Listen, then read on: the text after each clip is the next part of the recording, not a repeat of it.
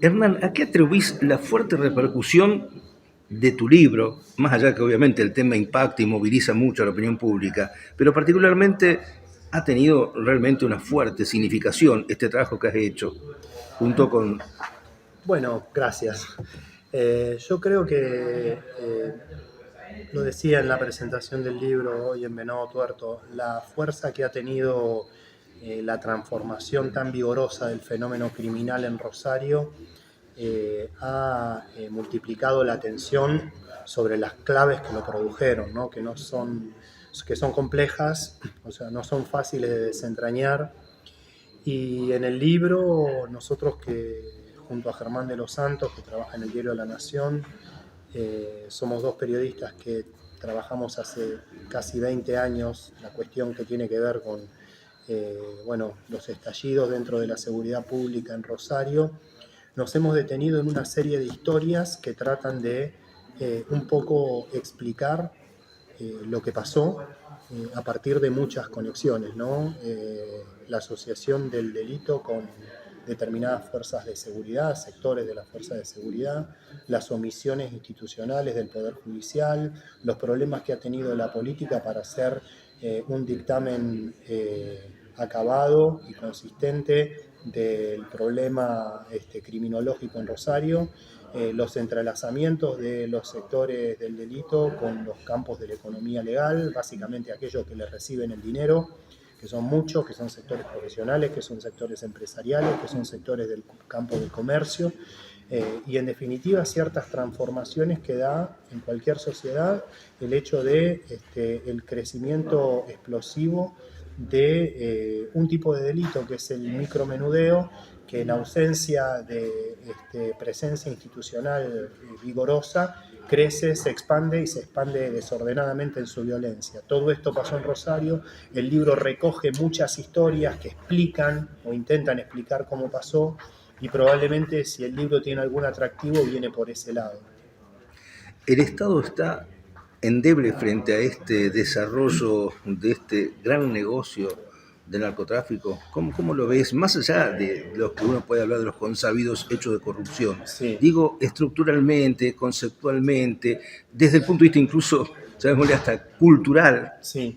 Yo creo que un problema que ha tenido el Estado, sin contar, digamos, los fenómenos por ahí de complicidad, de tolerancia, de omisión, es que no ha tenido, y estoy hablando de los sectores que verdaderamente están preocupados por el fenómeno, que yo creo que son la mayoría, un problema en tener un estudio exhaustivo de un problema complejo y que fue muy vertiginoso. Digamos, la rapidez de la instalación de un fenómeno criminal que tenía cosas que nunca habíamos visto, como un crecimiento de la violencia que duplicó los homicidios, como la generación de cuerpos de sicarios adolescentes, de chicos muchas veces no punibles, como el entrelazamiento muy vigoroso entre el campo del delito y los sectores que justamente le garantizan rentabilidad, lo que hace reproducir el delito rápidamente. Bueno, el problema que ha tenido el Estado es, y las instituciones del Estado, digo en general, es no haber tenido un diagnóstico fuerte respecto o aseguro respecto de qué era lo que estaba pasando para generar una política pública en consecuencia. Creo que por otra parte también durante mucho tiempo nuestras instituciones se han distraído en definir quién tenía más culpa que el otro en vez de acordar una política pública que no puede ser sino a largo plazo y sostenida para mitigar los problemas, y que no solamente tiene que enfrentar la criminalidad organizada y la criminalidad violenta de superficie, que hay que hacerlo, sino que el problema también ha sido en no poder mitigar los problemas que tiene básicamente el sector que mueve, por ejemplo, al narcomenudeo urbano, que es el enorme mercado de consumidores que sufren un tremendo perjuicio por los estragos que generan las adicciones, ¿no? Eso es Entonces, transversal, ¿no? es transversal, sí, pero los sectores que están en situación más difícil para afrontarlo son los sectores más frágiles, los sectores más precarios, los sectores que no tienen dinero para afrontar una internación en un instituto de salud privada, ¿no? Y además, bueno, yo creo que todo esto ha pasado no solamente por desidia o desinterés, en algunos casos puede haberla habido, sino porque, insisto, el fenómeno fue muy, muy vertiginoso. Las tasas de delitos de sangre en Rosario se han multiplicado por 2 en 10 años. Eso es muchísimo tiempo, eso implica una transformación también cultural. Y ya digo, digamos, no se puede intervenir con eficacia sobre aquello que no se conoce bien. Me parece que el problema de las instituciones políticas ha sido no trabajar todavía sobre estudios de campo rigurosos, permanentes y formales, aunque ya se están empezando, no quiero ser pesimista, y no haberlo hecho, como decía antes, en términos de una proyección de largo plazo. Como pasa en la salud pública y en la educación, ¿no? Que aun cuando enfrentamos problemas, hay sistemas, digamos, que las instituciones coordinan y manejan, el sistema escolar, el sistema de hospitales públicos y el centro de salud, que perduran permanentemente con un objetivo. Esto, la política de seguridad, que es una política novedosa en todo el país, porque no existían ministerios de seguridad en la Argentina antes del año 2000, digamos, han tenido más dificultades, pero sin embargo es un desafío que está pendiente y que puede ser encaminado. En ese diagnóstico también hay que tener en cuenta la experiencia de lo que está ocurriendo, por ejemplo, en México. Sí. En su momento se planteó a las Fuerzas Armadas como una herramienta fundamental para resolver el problema, o lo que pasa en Ecuador, o lo que pasa en Colombia. Sí. Esto además está de alguna forma después, algunos años después, dándose en nuestro país. Es decir, a la hora del diagnóstico también hay que ver qué está pasando, ¿no? Sí, yo lo que creo es que con el tema, por ejemplo, digamos, nada es lineal y nada es igual, las idiosincrasias de los estados son distintos, pero los efectos de la intervención del ejército, de los ejércitos regulares, en el campo de lo que se ha llamado guerra contra el narcotráfico en México y en Colombia han tenido resultados pavorosos para la sociedad civil y para los sectores no involucrados directamente en la criminalidad organizada. Por otra parte, también tenemos que saber con qué grado de entrenamiento cuentan sectores como los de las Fuerzas Armadas, que por otra parte hoy no están habilitadas por ley a intervenir en el fenómeno de seguridad interna, y también en el hecho de que qué impide que nos pase que los sectores del ejército que se pongan a trabajar sobre estos fenómenos no puedan ser cooptados de manera criminal, generando enormes nichos de corrupción, como pasó justamente en México o en Colombia, ¿no? La preocupación de incorporar también al narcomenudeo como objeto de trabajo policíaco y represivo en las instancias provinciales, ¿cómo los estás viendo?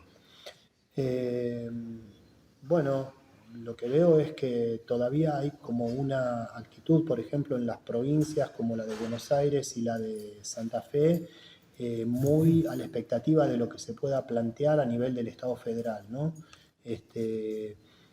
Yo lo que veo es que la necesidad de un acompañamiento y de una política pública nacional que se haga cargo de un fenómeno que de ninguna manera es exclusivamente urbano o provincial, muchas veces hace que se requiera sin pensar demasiado la asistencia nacional. Y eso también tiene que ver, no por un problema exclusivamente de falta de meditación profunda de parte de las provincias, sino porque, bueno, yo creo que ha sido con distintos signos políticos muy deficiente el apoyo, el diseño de políticas para contrarrestar este fenómeno que es multicausal y que también tiene efectos múltiples, el fenómeno de la droga en el nivel urbano. Entonces, lo que creo es que hoy día las provincias no tienen una política clara respecto a eso.